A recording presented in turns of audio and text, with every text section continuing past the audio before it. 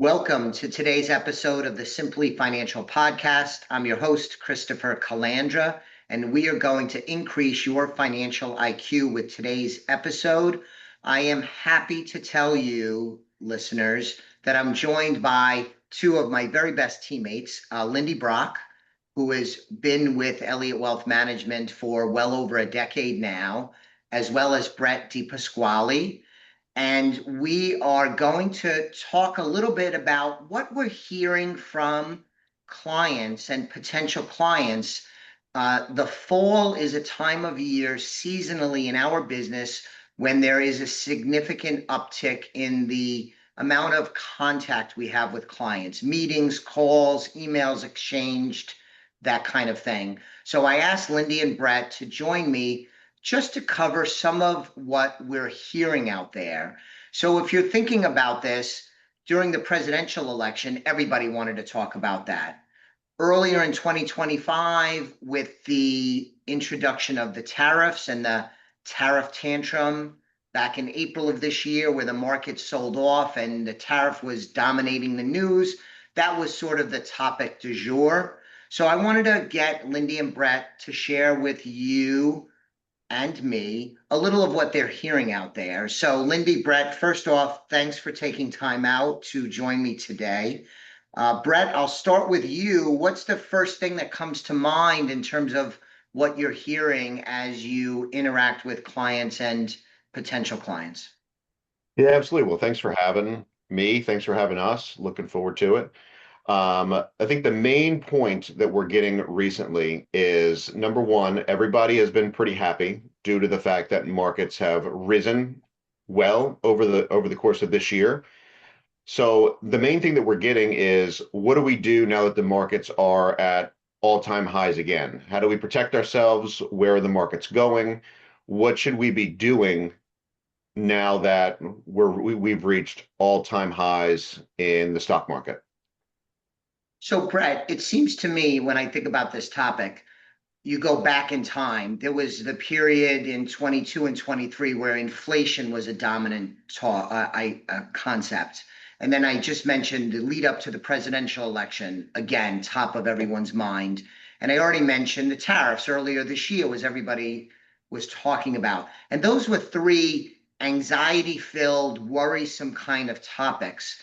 It sounds from the point you just made that things are a little bit more benign and calm, and people are pretty satisfied generally and don't have any huge pain points or worry points. Is that a fair assessment? Yeah, I think that's fair. Good. Lindy, what's top of mind for you on this subject when you speak and hear from clients and potential clients? Well, I'm going to counter what you just said. And this is actually a worry that I've heard. And it's about jobs. So Yeah. one of the things we talk about when it comes to the economy leading indicators is jobs. So there's a couple things that I've heard in relation to jobs. One was, it's only been from one client, but it was quite thought-provoking when he had brought it up.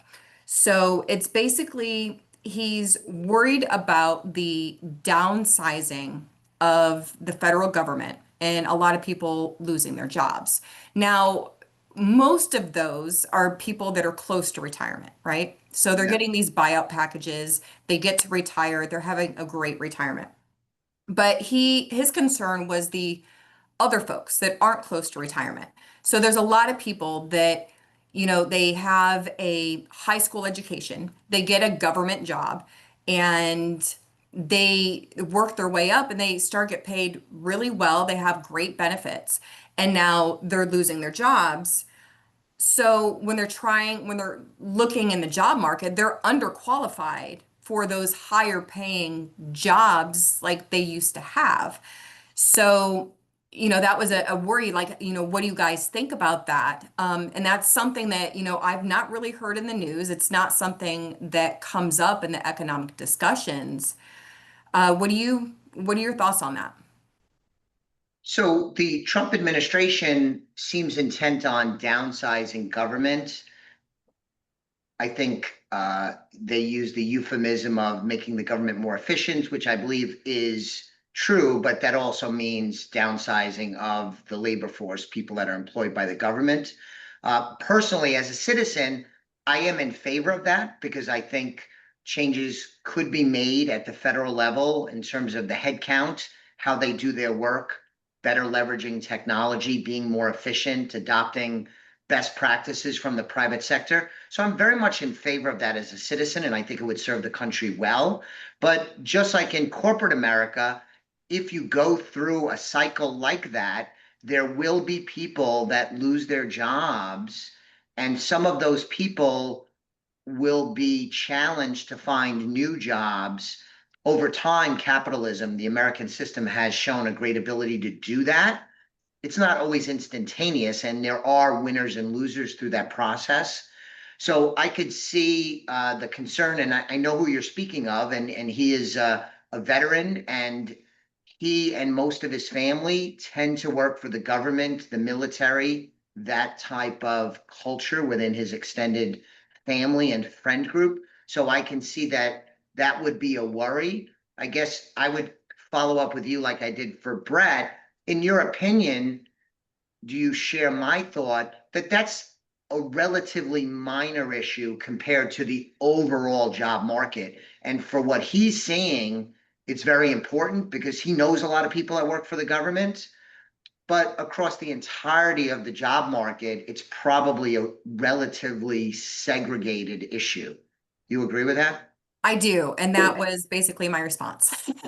Oh, good. Is it, we've not heard much about this. If it were going to be a big issue, we would hear about this. And it's a big deal to him because that's his community. That's what he knows. But in the whole scheme of things, it's not a big swath of the population. I thought you were going to go, Lindy, into a slightly different direction when you started, and I'm curious if you, and I'll ask Brett too, are hearing much about the AI, artificial intelligence revolution that we're experiencing. And there's different elements of this. A big reason why the stock market is enjoying such success as of this recording is driven by this AI spending, technology, adoption, all of that stuff. But let's not talk about that. It does pose some challenges to the job market because AI makes businesses more efficient. And so the risk is, and the likelihood and expectation is that some industries will be greatly disrupted and some job classifications will either go away completely or you'll need a lot less people. And I'm curious, are you hearing that from anyone? I thought that's where you were going to go. Are you hearing that from anyone? Absolutely. That is a concern I've heard quite a few times. I'm kind of torn on the disruption. I know that it's going to replace some jobs. I I think it's going to lead to specialization jobs, a way for people to make themselves more valuable, a resurgence in maybe trade jobs that are underserved at this point, because there are some jobs that AI cannot replace. So, I think it's just a shift in our economy. I don't think in the long run it's going to be a bad thing. I just think it's just going to be different. It's going to be a shift. There you go. And we've seen in this country and in the world, technological advancements lead to industries and jobs going away or reducing. Others, though, are created.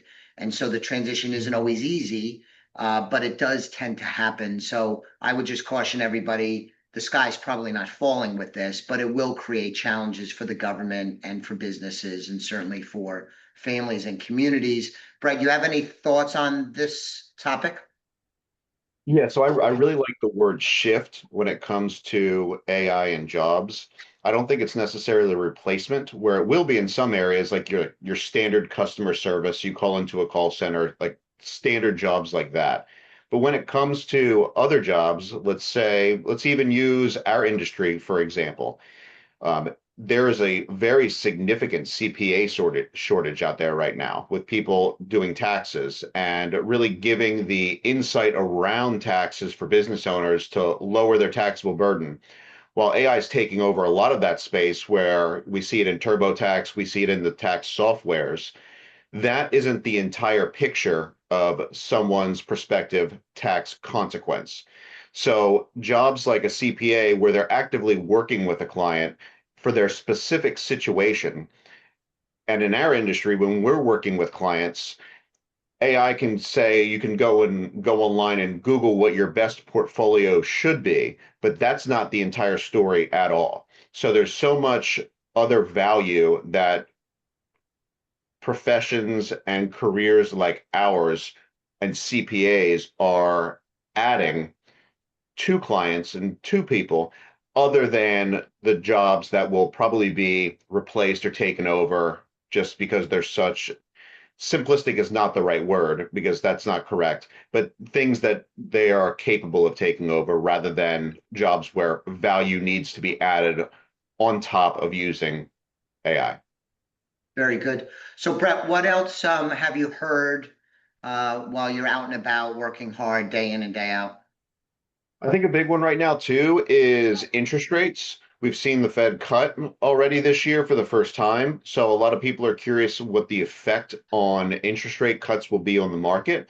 I think that also flows down into their bank monies, savings. A lot of people have parked money in high yield savings recently, and they've seen those interest rates come down as well. So as yields come down there, they're wondering where to go next. Is it safe to go into a market that's high?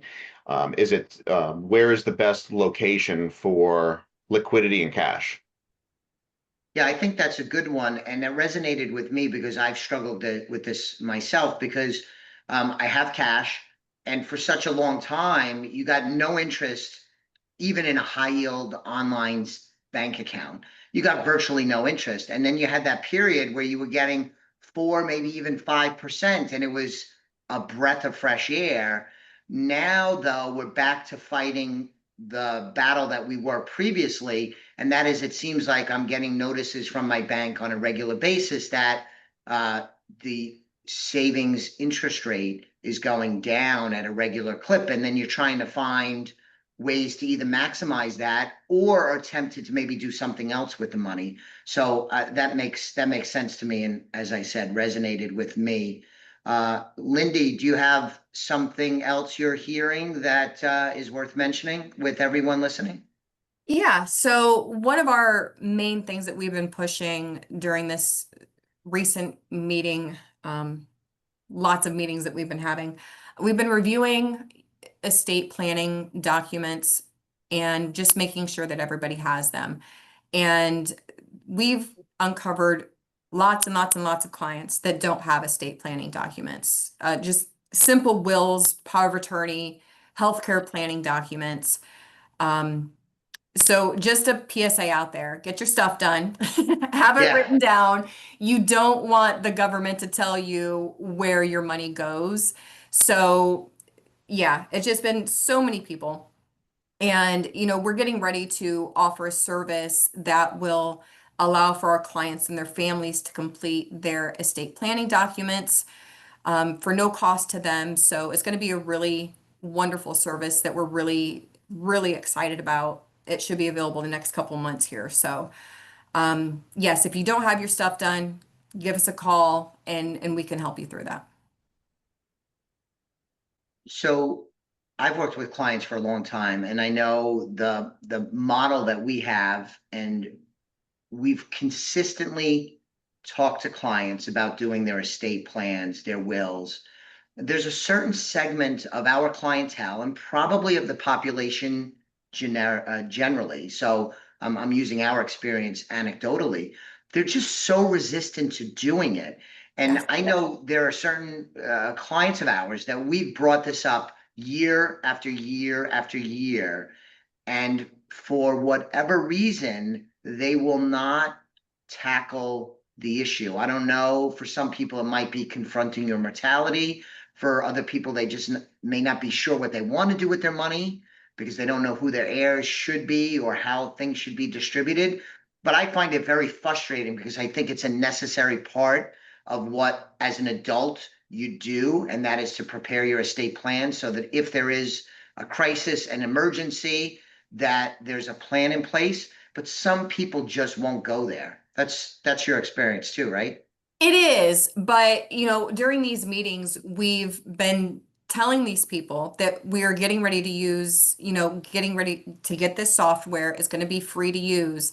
And the people that have even resisted in the past have Oh, seemed open to doing it because they don't have to go somewhere. They don't have to work with somebody they don't know. It's going to be easy. It's going to be free. And yeah, they just seem more open good. to it. So I think Well, I think this is a good step in the right direction Well, for a this lot of initiative people. that we have, there'll be more information, listeners. There's going to be a rollout for this, including an episode of the Simply Financial podcast dedicated to this subject. But it does make sense. And sometimes, and I'm not giving clients a hard time, we're here to help them. Sometimes they are jarred into action when a family member or a friend or somebody in their community passes away and they hear the bad stories about what the aftermath leads to when you don't have proper planning. So having an easy solution that we could hold people's hand and help them is going to be really terrific. Yep. Brett, back to you. Tell us something else that you're hearing and have discussed with folks. Well, I'm actually going to go a little bit further on the estate planning because I completely agree with you Good. both when it comes to needing the necessary documents. But this will hopefully even trigger maybe some thought in the listeners to see what they actually want to do. Because when you think about estate planning, it goes even further than having your will and having your documents. It's how you want your wealth, your assets to be distributed to your loved ones, to charities, whoever you decide to be. The question is, how do you want that distributed? And what I mean by that is you have in most people save their money in retirement plans like IRAs, 401ks. That's where the most of their wealth tends to be. And they also have to remember that the largest stakeholder that they have with those retirement plans is the IRS. So thinking about that money, potentially 30, 40%, maybe more, depending on where you live, going to the IRS, not to your intended loved one charity, incredibly important to be on top of your estate planning tax wise as well to make sure that that's distributed how you'd like it to be distributed, whether it's equally, whether it's to some loved ones, to some charities, but also taking into consideration that let's say you have two children. One child lives, works in Florida, which is a zero state tax state. The other one lives, works, has a good job in New York where their income tax bracket is significantly higher. If they're listed as equal beneficiaries on your account, they're not equal beneficiaries because one's going to get hammered by the government, one's not. Now, that might be okay, and you might be completely fine with that, but it's something that you should think about and plan around, and we can help with something like that. Beautiful. Good. So we've been at this about 20 minutes. I've asked lots of questions of you guys. I'll open it up. Any other topics you wanted to introduce? The only thing I'd like to add is every single meeting, it seems that people are bringing up political headlines or just news headlines in general. Sure. And we've told people time and time again, just stop, stop paying Yeah. attention to the headlines. They are Watching the news, there everybody. to keep you tuned in, to get ratings. They're not there to help you make great financial decisions. So if you have worries, if anything comes up, just call us. Let's talk it through. So I have one. Well, Brett, did you have anything else before I asked a question of you guys? No, I spoke my piece. I said everybody should stop watching the news. That would be good for everybody's mental health. It'll be good for everything. People are happier when they don't watch the news. So you're not hearing much about recession. It was such an intense No. topic earlier in the year with the introduction of tariffs and we have what's been coined the tariff tantrum, where the market sold off. Of course, the tariff issue is still playing out. It isn't fully resolved, but much of the intense fear around that has subsided almost completely. But you're not hearing much in the way of recession, which often is a hot topic for people, that they'll ask, well, what happens if there's a recession? That doesn't really seem to be what we're hearing. Is that fair?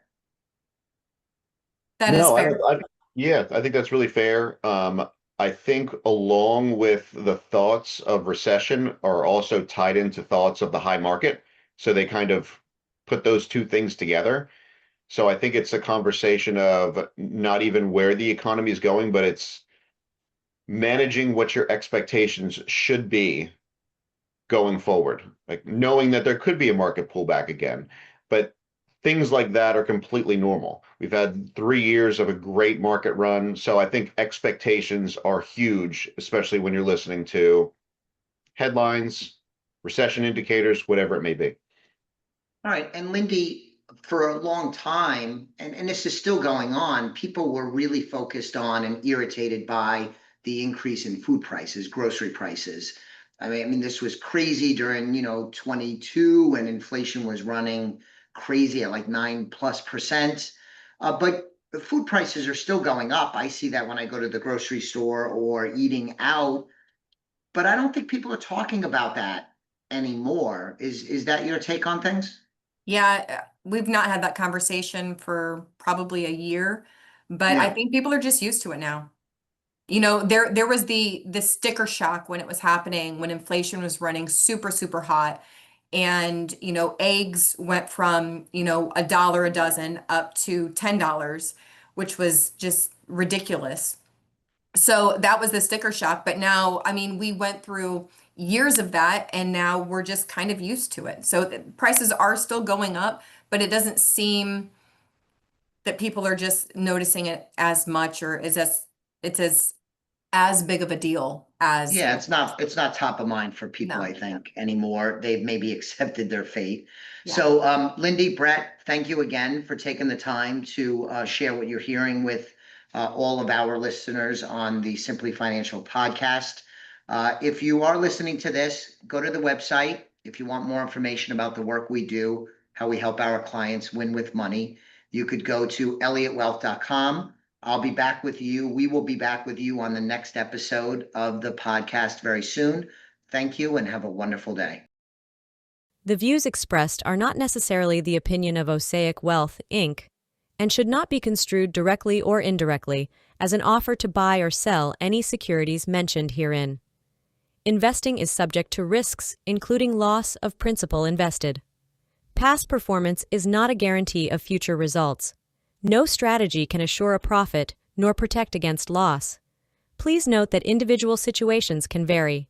Therefore, the information should be relied upon when coordinated with individual professional advice. Please note, the information being provided is strictly as a courtesy. When you link to any of the websites provided here, you are leaving this website. We make no representation as to the completeness or accuracy of information provided at these websites. Nor is the company liable for any direct or indirect technical or system issues, or any consequences arising out of your access to or your use of third-party technologies, websites, information, and programs made available through this website. When you access one of these websites, you are leaving our website and assume total responsibility and risk for your use of the websites you are linking to. Securities and advisory services are offered through Osaic Wealth, Inc., member FINRA, SIPC, insurance services offered through Elliott Wealth Management Services, LLC, not affiliated with Osaic Wealth, Inc.